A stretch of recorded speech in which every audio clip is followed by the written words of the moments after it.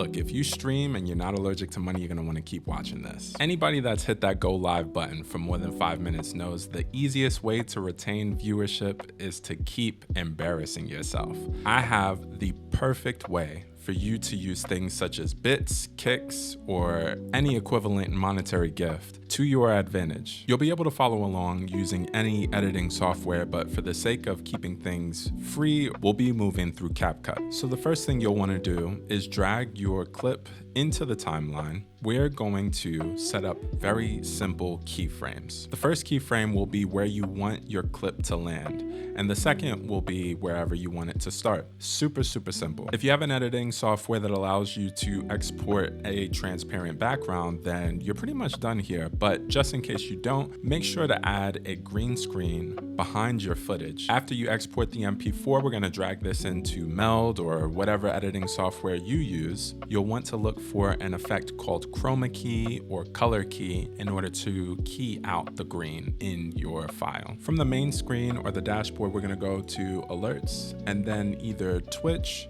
for bits, Kick for kicks, or whichever platform is relevant to you. I'm gonna go to bits. You'll see from here you have the option to trigger a base alert, variations, or both.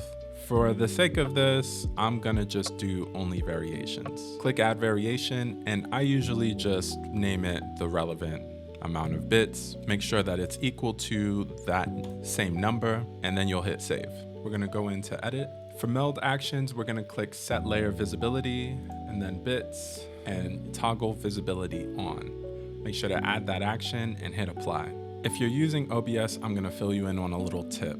Instead of using source visibility set, what you're gonna do is use media file set. You'll go ahead and select your source, and then you'll have the option to either choose the file path for that specific file or randomize it. This is a cool way to consolidate your sources and basically channel any bit redeem or kick redeem or sub redeem into the same source. And once you have that set up, it will probably look and feel just like this.